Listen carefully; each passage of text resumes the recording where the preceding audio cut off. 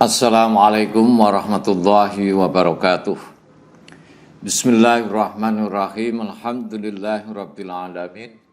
Wassalatu wassalamu ala asyrafil anbiya wal mursalin sayyidina Muhammadin wa ala alihi wa ashabihi ajmain. Amma ba'du. Selamat bertemu kembali dengan saya Muhammad Ajib di channel Kampung Ilmu. Channelnya orang-orang yang tidak lelah mencari ilmu. Pada kesempatan kali ini saya akan meneruskan kajian kitab Al-Iman, bab ciri hati salim, ciri hati yang lurus, yang bersih, yang keenam, yaitu layyinul qulub li dzikrillah. As-sadisu utawi kang kaping 6 iku layyinul qulubi, lemese ati li dzikrillahi krana eling maring Allah.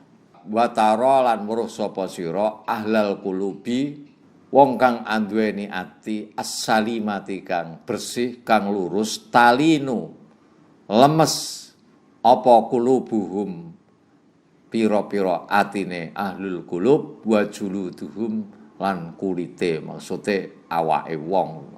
Li dzikrillahi rono kanggo eling maring Allah wa ayatihi lan ayat-ayate Allah.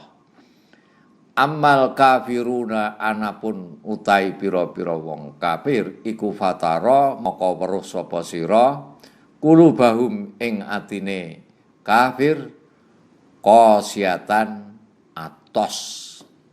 Qala ngendika sapa Allah taala, afaman syarahallahu sadrahu lil Islam fahuwa ala nurim min rabbih fawailul lil qasiyati qulubuhum min dzikrillah ulaika fi dhalalim mubin. Maksudnya ciri hati yang lurus, yang bersih, yang keenam adalah layyinul qulub li dzikrillah. Maksudnya hati yang salim itu cirinya lembut sehingga mudah ingat Allah. Orang yang hatinya salim, bersih, lurus, ini dapat kamu lihat dan dapat kamu saksikan, mereka itu hatinya lembut sehingga mudah zikir kepada Allah, mudah ingat kepada Allah, mudah dibuat merenungkan tanda-tanda kebesaran Allah. Sebaliknya kamu dapat melihat orang-orang kafir. Mereka itu hatinya keras, atine atos cara Jawane. Allah berfirman di dalam surat Az-Zumar ayat 22 dan 23, afaman syarahallahu sadrahu lil Islam fahuwa ala nurim mir rabbih fawailul lil qasiyati qulubuhum min dzikrillah ulaika fi dhalalim mubin. Maka apakah orang-orang yang dibukakan Allah hatinya untuk menerima agama Islam, lalu ia mendapat cahaya dari Tuhannya, sama dengan orang yang membatu hatinya? Maka kecelakaan yang besarlah bagi mereka yang telah membatu hatinya untuk mengingat Allah. Mereka itu di dalam kesesatan yang nyata. Az-Zumar ayat 22. Ayat ini menegaskan bahwa tidaklah sama orang yang telah dibukakan Allah hatinya sehingga menerima agama Islam dengan orang yang sesat hatinya sehingga ia mengingkari kebenarannya. Hati orang yang mau menerima Islam telah melihat kekuasaan dan kebesaran Allah dalam keindahan dan keajaiban alam semesta ini. Lalu terbukalah hatinya menerima pancaran cahaya dari nur ilahi. Sebaliknya, orang-orang yang sesat hatinya tidak melihat tanda-tanda kekuasaan dan kebesaran Allah dalam kejadian alam ini. Mereka menyangka kejadian alam semesta ini tidak lain dari suatu proses kejadian alam itu sendiri yang secara kebetulan tanpa ada yang mengaturnya. Hal ini disebabkan karena kebodohan dan pandangan mereka yang picik, sehingga hati mereka tetap tertutup dan tidak memungkinkan masuknya pancaran nur ilahi ke dalam jiwanya. Kedua macam orang itu tentulah tidak sama. Pada ayat yang lain, Allah menegaskan tentang ketidaksamaan kedua macam orang itu. Allah berfirman, "Awaman kana maitan fa ahyainahu wa ja'alna lahu nuran yamshi bi bin nasi kama masaluhu bidzulumati laisa bi kharijim minha. Kadzalika zuyyina lil kafirina ma kanu ya'malun." Dan apakah orang yang sudah mati lalu kami hidupkan dan kami beri dia cahaya yang membuatnya dapat berjalan di tengah-tengah orang banyak, sama dengan orang yang berada dalam kegelapan sehingga dia tidak dapat keluar dari sana? Al-An'am 122. Ibnu Mardaweh meriwayatkan dari Ibnu Mas'ud, ia berkata, Rasulullah Shallallahu Alaihi Wasallam membaca ayat ini. Lalu kami bertanya, "Ya Nabi Allah, bagaimana hati yang terbuka itu?" Beliau menjawab, "Apabila cahaya menerangi hati, maka ia menjadi terbuka dan lapang." Kami bertanya lagi, "Apakah tanda yang sedemikian itu, ya Rasulullah?" Beliau menjawab, "Menghadapkan diri kepada kehidupan negeri yang abadi dan menjauhkan diri dari kehidupan negeri yang penuh tipuan dan mempersiapkan diri untuk mati sebelum kematian itu datang."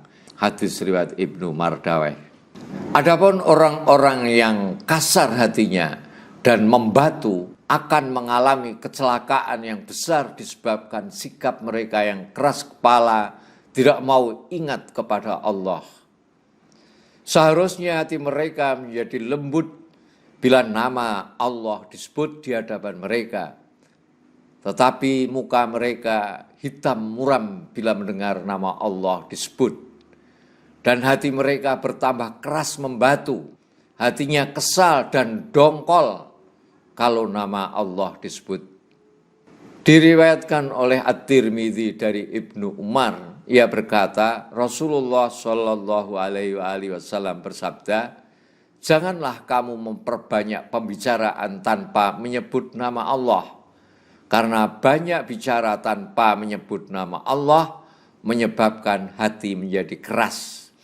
Oleh karena itu, apabila kita selesai pertemuan dalam sebuah majelis atau habis asik ngobrol ngalor ngidul, kalau hendak bubaran, kita disunahkan membaca doa penutup majelis. Subhanakallahumma bihamdika asyhadu an la ilaha illa anta astaghfiruka wa atubu ilaik. Hendaknya doa itu dibaca untuk mengakhiri pertemuan kita. Barangkali kita di dalam pertemuan itu sudah membicarakan hal-hal yang tidak berguna. Dan sesungguhnya orang yang paling jauh dari Allah ialah orang yang keras hatinya. Pada akhir ayat ini diterangkan bahwa orang yang hatinya keras itu adalah orang yang buta mata hatinya. Mereka benar-benar berada di dalam kesesatan yang nyata. Setiap orang dengan mudah mengetahui keburukan mereka. Selanjutnya, ayat yang ke-23 surat Al-Zumar, Allahu nazzala ahsanal hadithi kitabam mutasyabihan matani. Taksya'irru minhu juludul ladhina yakhshawna rabbahum. Thumma talinu juluduhum wa qulubuhum ila dzikrillah. Dzalika hudallah yahdi bihi man yasha' wa may yudlilillahu fama lahu min had. Ini ada artinya per kalimat, silahkan dibaca sendiri. Allah telah menurunkan perkataan yang paling baik, yaitu Al-Quran, yang serupa mutu ayat-ayatnya lagi berulang-ulang. Gemetar karenanya kulit orang-orang yang takut pada Tuhannya. Kemudian menjadi tenang kulit dan hati mereka di waktu mengingat Allah. Itulah petunjuk Allah. Dengan kitab itu, Dia menunjuki siapa yang dikehendakinya. Dan barang siapa yang disesatkan Allah, niscaya tidak ada baginya seorang pemimpin atau seorang yang bisa memberi petunjuk. Dalam ayat ini, Allah menerangkan bahwa dia menurunkan perkataan yang paling baik. Perkataan yang paling baik itu maksudnya adalah Al-Quran yang mulia. Sebagian ayat-ayatnya mempunyai kemiripan, baik dalam menjelaskan hukum-hukum, kebenaran, pelajaran, mengemukakan hujah, hikmah-hikmah, dan sebagainya. Dikatakan masani yang diulang karena ada suatu kisah yang diulang-ulang menyebutnya di beberapa tempat yang berlain-lainan surat. Demikian pula perintah-perintah, larangan-larangan, dan sebagainya. Ada yang beberapa kali diulang-ulang. Selanjutnya Allah menggambarkan sikap orang-orang yang beriman. Bila mereka mendengar bacaan Al-Quran, meremang bulu romanya dan berguncang hatinya karena takut kepada Allah. Hal itu mendorong hati mereka mengikuti semua perintah-perintah Allah dan meninggalkan larangan-larangannya. Jiwa mereka menjadi hidup, semangat mereka bertambah untuk melaksanakan amal-amal yang soleh, untuk melaksanakan ibadah dan berjihad di jalannya. Dengan Al-Quran, Allah memberikan petunjuk kepada hamba-hambanya, membimbing orang-orang yang dikehendakinya ke jalan yang lurus, serta mempertebal iman di dalam hatinya. Tapi, orang yang disesatkan hatinya, mereka hampa dan kosong hatinya. Mereka tidak akan memperoleh manfaat sedikit pun dari Al-Quran. Fatara ahla hadhil qulub, fatara maka sapa sira ahla hadhil qulub, ing wong kang anduweni ati al-qasiyati kang atos, ya takabbaruna padha gumedhe sapa ahla hadhil qulub al-qasiyah, wa yu'aniduna lan padha angas sapa ahlal qulubil qasiyah, wa yashaduna lan padha mengingkari sapa ahli hadhil qulub al-qasiyah al-ayati ing pira-pira ayate Allah, wa dalaila lan pira-pira dalil anane Gusti Allah. Qala ta'ala, kamu dapat melihat orang yang hatinya keras. Mereka itu sombong, menentang Allah dan mengingkari ayat-ayat Allah dan menolak kebenaran Islam. Padahal bukti-bukti kebenaran Islam telah begitu banyak dia saksikan. Allah berfirman di dalam surat An-Naml ayat 14, wajahadu biha wastaiqonat anfusuhum dzulma wa uluwa, dan mereka mengingkarinya karena kezaliman dan kesombongan mereka, padahal hati mereka meyakini kebenarannya. Fanzur kaifa kana akibatul mufsidin, maka perhatikanlah betapa kesudahan orang-orang yang berbuat kebinasaan. Mereka itu adalah orang-orang yang sombong dan mereka akan disiksa akibat kesombongannya. Sahabat kampung ilmu yang saya cintai, seringkali kita merasa aneh dan lucu ketika melihat pola pikir orang yang congkak dan sombong. Mereka mengingkari kebenaran walaupun dia meyakini dan menyaksikan secara jelas bahwa itu memang sebuah kebenaran. Masalahnya sebenarnya simpel. Mereka mengingkari kebenaran karena tidak mau berada di bawah siapapun, tidak mau didahului oleh kelompok lain, dan tidak rela mendapatkan perintah dari siapapun. Allah berfirman di dalam surat Ahqaf ayat 11, وَقَالَ الَّذِينَ كَفَرُوا لِلَّذِينَ آمَنُوا لَوْ كَانَ خَيْرًا مَا سَبَقُونَا إِلَيْهِ وَإِذْ لَمْ يَهْتَدُوا بِهِ فَسَيَقُولُونَ هَذَا إِفْكٌ قَدِيمٌ. Dan orang-orang yang kafir berkata kepada orang-orang yang beriman, sekiranya Al-Quran itu sesuatu yang baik, tentu mereka tidak pantas mendahului kami beriman kepadanya. Tapi karena mereka tidak mendapat petunjuk dengannya, maka mereka akan berkata, ini adalah dusta yang lama. Coba bayangkan, begitu jahatnya kesombongan yang bersarang di dalam hati, kebenaran yang gamblang di depan mata, rela dia tinggalkan demi gengsi sesaat. Cahaya kebenaran sebenarnya telah tertanam dalam hati mereka, namun terkubur oleh hawa nafsu dan kesombongan. Setiap kali bukti kebenaran itu datang, maka lisan mereka dengan cepat mencerca dan menyerang bukti-bukti tersebut, walau sebenarnya hati mereka meyakini akan kebenarannya. Sungguh betapa meruginya mereka menjual kebenaran demi gengsi dan kesombongan diri semata. Karena itu, pelanggaran pertama yang dilakukan oleh iblis ketika menolak kebenaran hanya disebabkan oleh kesombongan, oleh ketakaburan. Wa il qulna lil malaikati isjudu li adama fasajadu illa iblis aba wastakbar wa kana minal kafirin. Dan ingatlah ketika kami berfirman kepada para malaikat, sujudlah kepada Adam, sujudlah kamu kepada Adam, maka mereka pun sujud kecuali iblis. Ia menolak dan menyombongkan diri, dan ia termasuk golongan orang yang kafir, dan ia termasuk golongan yang kafir.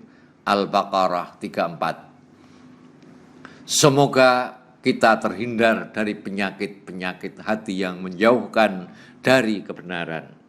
Dalam surat Al-A'raf ayat 146, Allah berfirman, Sa'asrifu an ayati alladzina yatakabbaruna fil ardi bighairil haqq wa iyaraw kulla ayatin la yu'minu biha wa iyaraw sabila rusdi la yattakhidhuhu sabila wa iyaraw sabilal ghayyi yattakhidhuhu sabila dzalika bi annahum kazzabu bi ayatina wa kanu anha ghafilin. Aku akan memalingkan orang-orang yang menyombongkan dirinya di muka bumi tanpa alasan yang benar dari tanda-tanda kekuasaanku.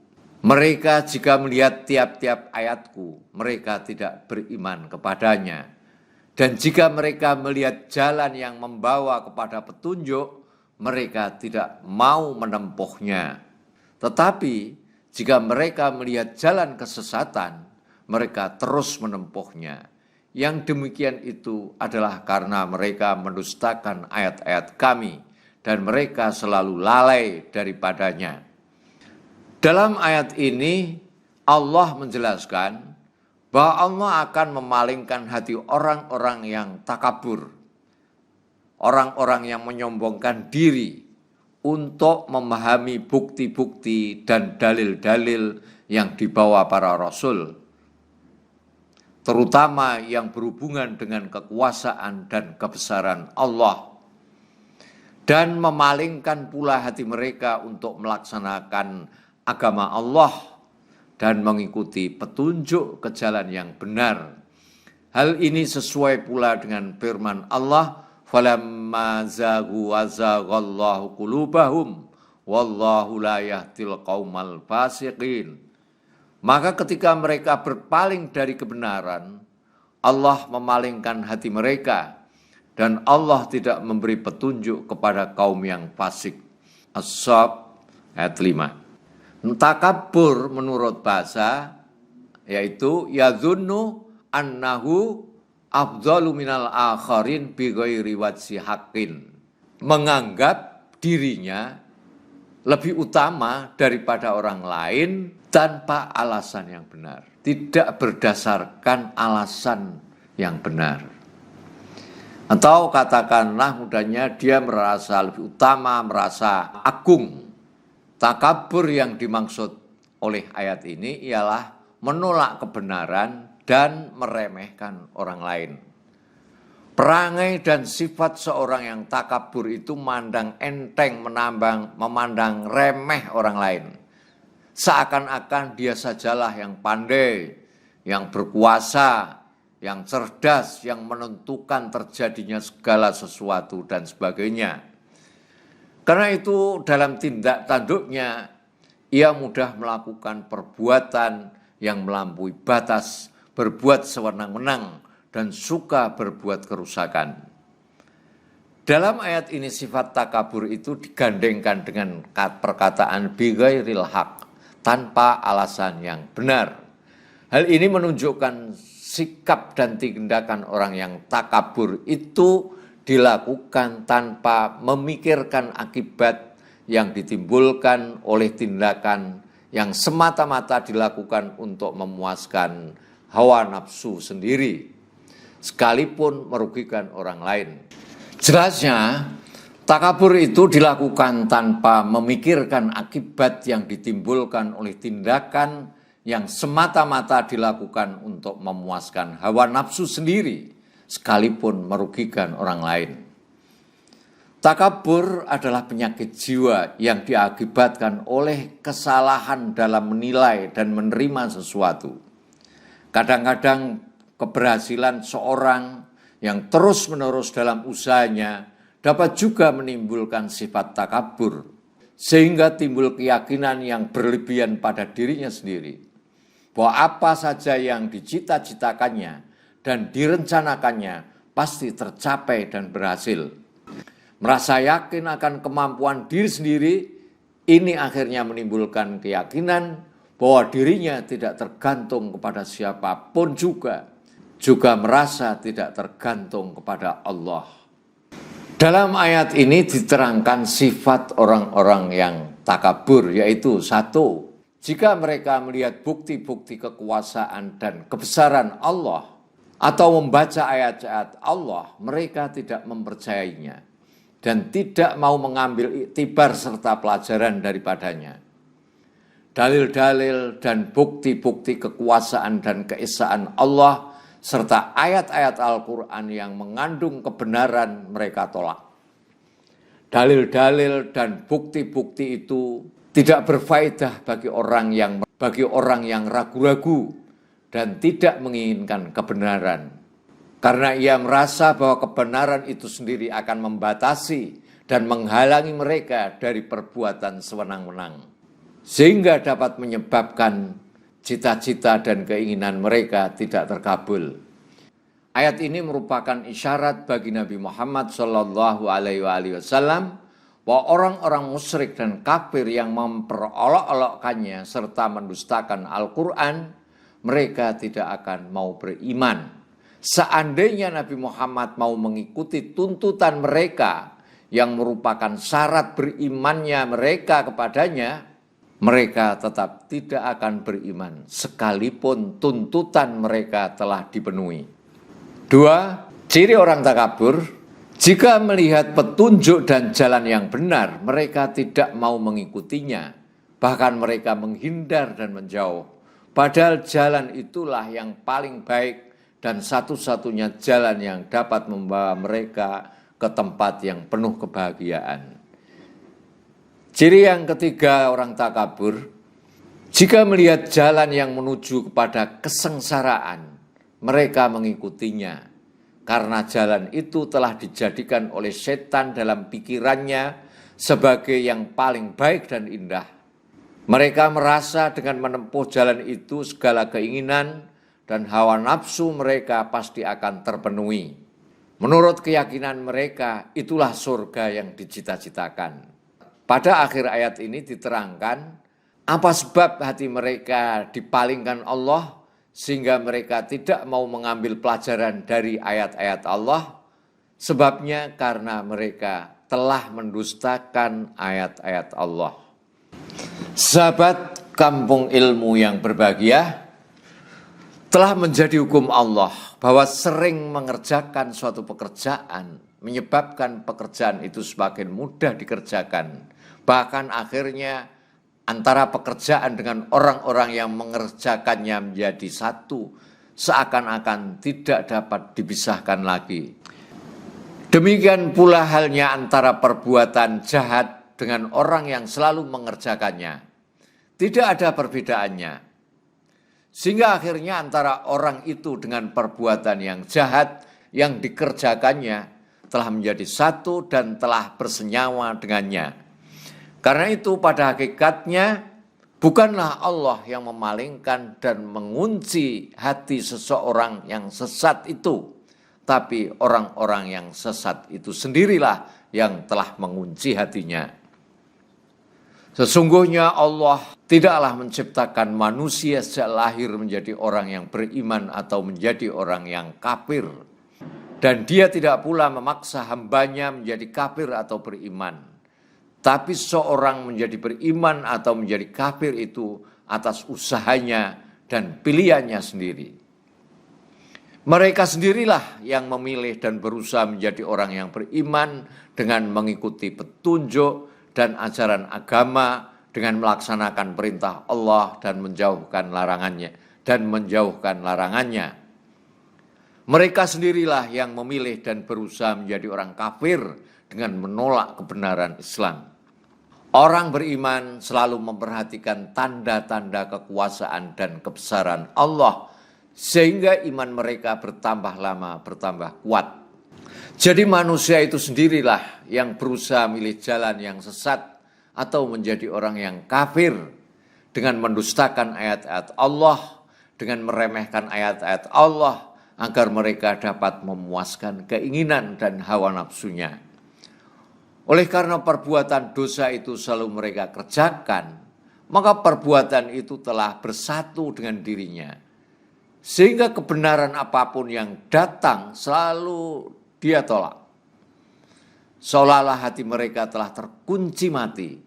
Di dalam surat Al-A'raf ayat 179 Allah menyebutkan, "Walaqad dzara'na li jahannama katsiran minal jinni wal ins lahum qulubul la yafqahuna biha wa lahum a'yunul la yubsiruna biha wa lahum adzanul la yasma'una biha ulaika kal an'am balhum adall ulaika humul ghafilun." Dan sungguh akan kami isi neraka jahanam banyak dari kalangan jin dan manusia.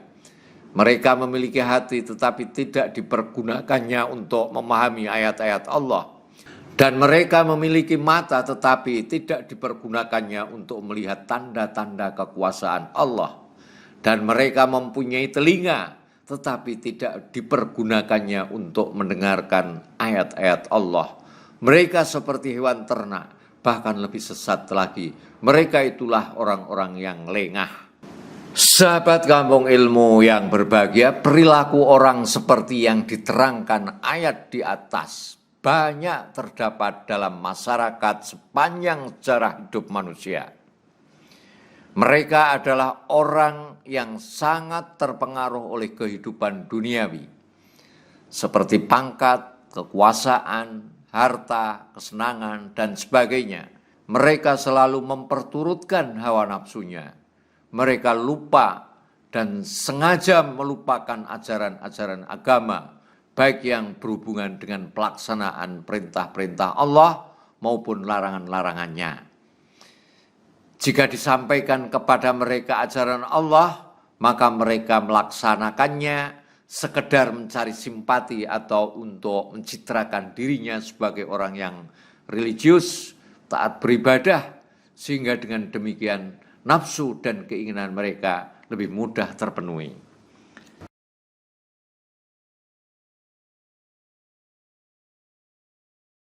Sampai ketemu lagi, insya Allah. Assalamualaikum warahmatullahi wabarakatuh.